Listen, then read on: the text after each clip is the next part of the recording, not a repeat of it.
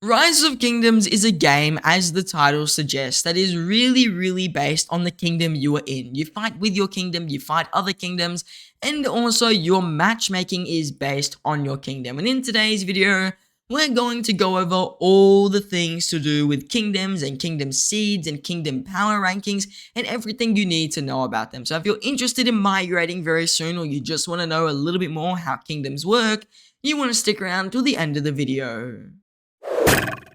Now let's just start off today's video by going over what are seeds. What is a kingdom seed? I'm sure you've heard it been thrown around. I'm sure you've seen kingdoms trying to lose power to change their seeds, and I'm sure you're a little bit confused by it. And what are seeds really simply? Well, they're a calculation of a kingdom's top 300 players, like the top 300 in power, that is put together and compared to other kingdoms. So if there's a kingdom with a billion power as its like total amount at the top 300, they're probably going to be a lower seed. But a kingdom with 15 billion power in their top 300 is probably going to be a much higher seed kingdom. So seeds are basically a comparison of a kingdom's power that gives them a ranking compared to another kingdom. And I think the letter is given by mainly players. I don't think Lilith actually created that part, but really it's just a comparison of kingdoms' powers to compare them with each other, especially when it comes to matchmaking. Now, with kingdom seeds, it's also important to note there are 5 different levels. You have D seed kingdoms,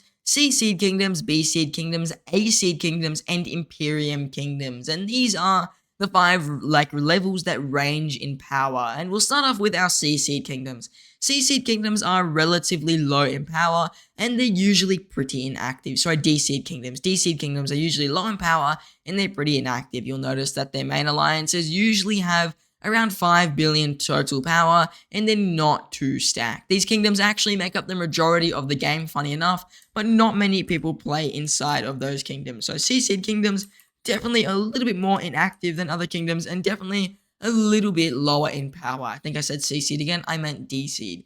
Then when we're moving on to our C seed kingdoms, these kingdoms are a lot more active. This is probably not the best example, but this used to be a C seed kingdom, and they are often just full of players with much more power, and this is probably still a C seed kingdom, who are fighting in a KVK or are fighting pretty competitively and spend a decent amount of money. So C seed kingdoms, which is where we are now, they're definitely slightly stronger than those D seed kingdoms, but often C seeds and D seeds will be put into KVKs together and will fight alongside each other. So C seed and D seed kingdoms, they're probably making up the majority of the game. Most kingdoms you find will be a C or a D seed kingdom, and the rest will be B, A, and Imperium kingdoms. So majority, easily the D seed and C seed kingdoms. They often have KVKs where there's like 30 kingdoms in one camp and crazy stuff like that, but also are kingdoms that are much smaller in power and have a lot less active players than a lot of those higher tier kingdoms like the B, A, and Imperium kingdom. Now, the next tier above those C seed kingdoms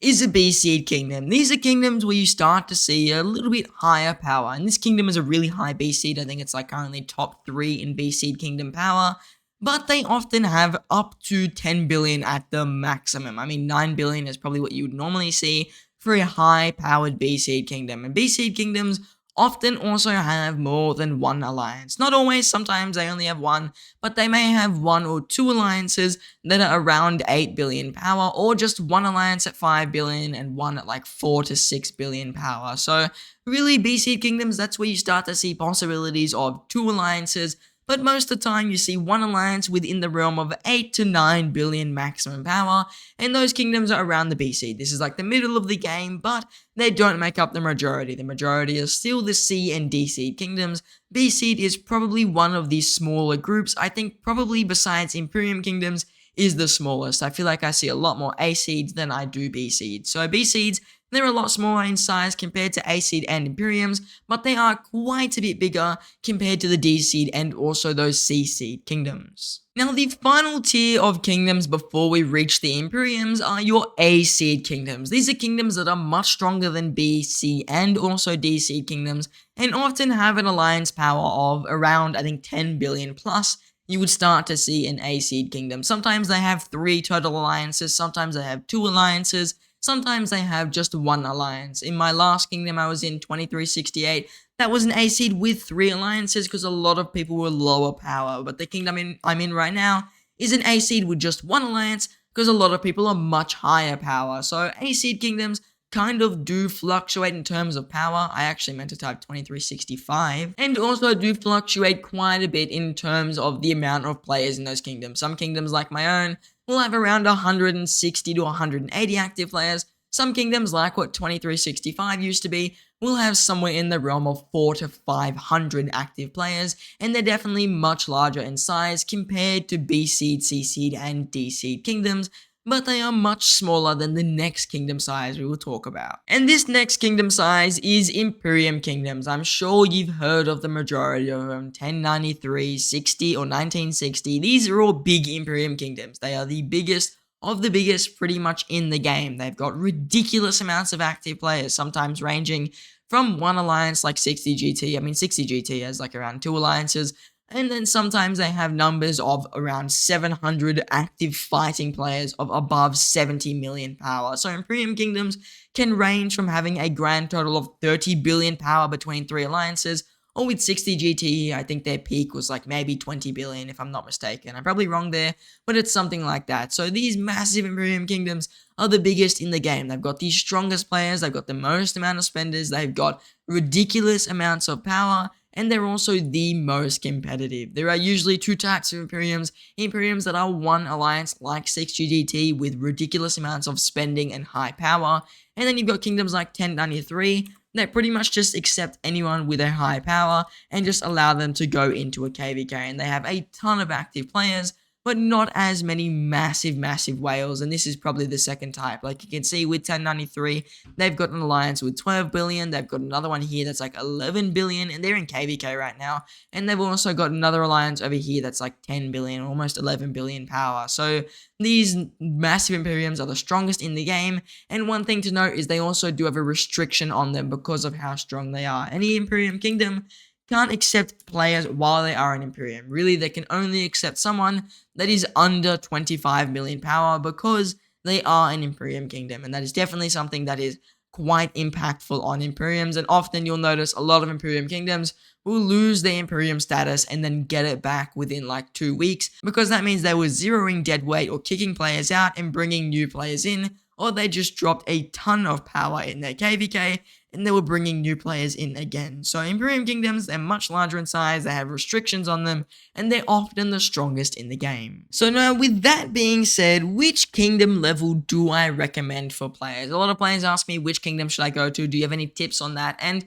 I think that it's kind of account dependent and also kind of dependent on the leadership in that kingdom. But if I were to give you a very good baseline of where someone should migrate, I would look at the seed of a kingdom first, because it does tell you a lot. Starting off with those D and C seed kingdoms, these are going to be best for players who are free to play, or players who don't play as much of the game, because you won't need meta commanders to fight in a C seed or a D seed KVK. Often players are weaker in power, and they're not as wily as A seed and Imperium kingdoms, even B seed kingdoms, so you could get away with a C seed KVK running something like a Ramses with a YSG. It would honestly still work fine, and it would still be a relatively okay march. Would it be game breaking? No, but even these older marches work in C and D seed KVKs, because they are less active and a lot of players aren't as focused on fighting. They may be playing once, twice a week and only play during their KVKs, and that is why C and D seed kingdoms are sometimes more favorable for players who are less active or have older accounts and don't really actively focus on the new meta commanders. So in those situations, a C and a D seed kingdom is pretty good. Also, higher power C seed kingdoms are nice for free-to-play low spenders who do want to have a chance at stuff like Mightiest Governors, and also want to have a chance at stuff like being able to use more than 3 marches in a KVK, because that's where you can really use them. In a C seed KVK, you can run a lot more marches and be a little bit more risky, whereas with A seed and Imperium KVKs especially, running extra marches often will hurt you unless you are really up to the meta and have a ton of gear and a ton of commander levels. So C and D seed KVKs are really good if you aren't really spending too much money. Now, as for your B seed kingdoms, they're really there for people who are spending a little bit of money. Maybe you are like me and you just buy the monthly pass, or maybe you spend a little bit of extra things in the game. Maybe you buy a few super value bundles, maybe you buy the daily special offer every now and again. B seed kingdoms are often going to be a lot closer to where those players would go, since they are a lot more competitive than a C and D seed kingdom. You're going to need some good commanders and some good equipment, but they're still very reasonable for people who are spending low money. They are also quite good for players who are fairly active as a free-to-play, someone who's willing to kind of keep up with the meta. They do all the events that really come out, but you're not the most active. You don't log on for 12 hours a day as a free-to-play or a low spender. And in those cases, you can certainly stick around in a BC kingdom running some newer commanders with some decent gear, and you'll still probably have a chance as a free-to-play if you're really active to get a Mightiest Governor in a BC kingdom if you apply for them, especially if they are fixed Mightiest Governors. So some kingdoms will be able to give those free-to-plays a chance to get some of those new Mightiest Governor commanders, and that's why, in my opinion, I think B seed and C seed level KVKs are the best for the majority of players. It's where you can definitely still experience the game without it being overly competitive, without it being overly intense on spending money and pretty much having to spend money. You can still enjoy a KVK in a B seed kingdom and get a very solid amount of kills and trade really, really well, compared to some kingdoms which may be a lot more competitive that we'll get into later. So B seed kingdoms are really fun in my opinion. I've been in 2 B seed kingdoms, I'm pretty sure now, and they do work out quite good for medium spenders, low spenders, free to plays. All those players will find these KVKs will be quite rewarding, even though you may be able to go to a higher seed kingdom. Maybe you don't want to and you just want a more relaxed KVK, or you still want a fairly competitive KVK that is going to work pretty well for your account. Then B seeds are usually where you would go, and I think they are probably some of the most sought after kingdoms where most players do want to go, since B seeds are often the least risky. There's not much dead weight in there. Dead weight means players who don't fight, and they're often a little bit competitive but not overly competitive, which is why I say B seed kingdoms are usually the go-to for lower spender players. Now, moving on to your A seed kingdoms, these kingdoms are much more competitive than your B and your C and your D seed kingdoms. I've said it before, and they're definitely better for players who are spending a little bit of money. I mean, quite a bit actually. You have to pretty much be always having the supply depot running to keep up to date with new commanders and new equipment. I think that's fairly adequate for a lower spender player, just running the supply drop, and then maybe every now and again you pick up a few other bundles. And I'd say in those cases, if you're active enough, you can certainly come to an A seed kingdom and you'd find it pretty good. And maybe you're a player who keeps up to date with all the commander meta. You don't really run all the commanders. For example, my account, when I look at Archer commanders, I don't run anything really besides the absolute meta, if we're being completely real here, because I'm kind of more focused on those meta commanders. I've Max Yulang, Henry, Boudica, Herman, YSG, and soon to be a Shobani Powell. So my marches are way more meta, they're way more focused in on as strong as they can be, and I'm not running too many marches. So players who are going to be coming to these higher seed kingdoms like an A seed kingdom, you want to be able to run marches that are more meta than other commanders. You wouldn't really run a Nebu in an A seed kingdom. You wouldn't really run older commanders like Gilgamesh in an A seed kingdom, because they're just not going to perform very good. So A seed kingdoms are definitely for the more competitive player base who don't want to get stuck in Imperium kingdoms, which have their disadvantages that I'll talk about when we get there. So A seeds often are the best middle ground between a lot of competitiveness and a lot of fighting. So you'll find there's a ton of fighting, but it is also very competitive to be in an A seed. So if you're a less active player, or maybe you're not as interested in sticking with absolute meta commanders,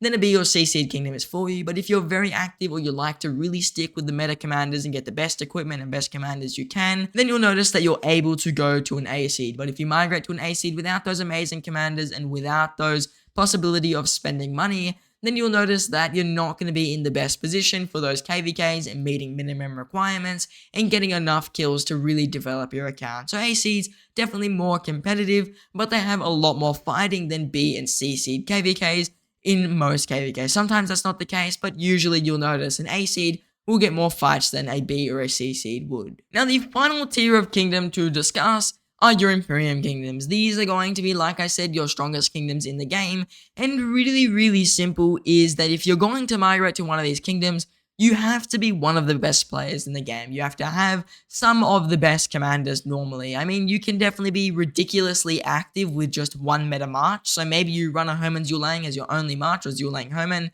You could consider going to 1093 as an example if you were mega active and you were a really proactive player who gets really good equipment and tries to just farm kills the whole KVK. In that situation, you could go to a 1093 kingdom or an Imperium sized kingdom, or maybe you're a whale player, and in those cases, once again, an Imperium kingdom is definitely possible for you. But with Imperiums, you'll notice unless they're a really small Imperium like 60 GT or 1960, you're going to have pretty much no chance of ever getting any Zeniths of Power, ever getting any Mightiest Governors, because the whales will just take over those. So most players will find that Imperium Kingdoms are really fun. They've got the biggest KVKs in the game by far, sometimes thousands of marches on the open field, but they also have really big restrictions for lower spenders and free-to-players. Yes, there are nowadays other ways to get Mightiest Governor Commanders through things like the Oratarch Tavern, and then even in the Heart's Desire, and also the Daily Special Offer, where we're seeing more and more Commanders. But just keep in mind that you're going to have a struggle in Imperium Kingdom if you aren't spending a large amount of money or if you aren't mega active. So that's why I usually don't recommend players to go to an Imperium Kingdom unless they're really adamant about fighting in those massive KVKs and are spending the money to keep up with these kingdoms. So Imperium Kingdoms are definitely up there with the strongest in the game. They've got the most crazy KVKs, but they are also the most difficult to be in and often have the highest demands out of any other kingdom. So most Imperiums are just out of reach for a free-to-play low spender. I think 1093 is the only one that's kind of reasonable because they've got a ridiculous amount of alliances, and even if you are slightly lower in like power, or even if you are a free-to-play low spender, you can probably meet their minimum requirements. But keep in mind, you'll still need somewhere in the realm of 80 to 90 million power, you'll still need meta commanders, and you'll still need some of the best equipment in the game to really keep up with this top tier. Otherwise, you're going to fall behind, and you're just going to get really bad trades and have a not fun time. So Imperium Kingdoms are much more oriented towards players who are willing to spend money, are willing to be really active, and they play Rise of Kingdoms like as one of their main hobbies, or if not their only hobby. So Imperiums in that way are much more intense than an A-seed kingdom, and I'd only recommend going to an Imperium if you've either been in one before, or you're excited to try and commit to those kingdoms and meet the requirements and fight in their KVKs. So I wouldn't go to an Imperium lightly. And also Imperiums are prone to dying. A lot of the kingdoms just die like that after they lose 2-3 KVKs, and they go down to a C or a D seed, sometimes an A seed kingdom, which may change up what you actually wanted. So Imperiums are a high risk kingdom with some high reward in terms of KVK fighting, but also are pretty risky in terms of the commanders you will get, because you can't get access to a Mightiest Governor unless you are a mega whale in an Imperium kingdom. So now that we've made it to the end of today's video, I just want to let you guys know one quick thing, and that is, if you are looking to migrate to a kingdom, or maybe you're looking to find a kingdom to migrate, or maybe you're a kingdom looking for players, my Discord's going to be one of the best places to join. I have 2 dedicated sections, one for people looking for a kingdom, and one for a kingdom looking for players. So if you're a kingdom trying to recruit people, or you're a player trying to migrate, I highly recommend joining my Discord, where you can reach more players and possibly find the kingdom that you want to go to. So if you're looking to migrate anytime soon, or maybe you just want advice on Rise of Kingdoms, join my Discord server. The link will be in the pinned comment and also in the description. Trust me, you guys won't regret it. Now, I just want to say thank you all for watching, and I hope to see you in the next one.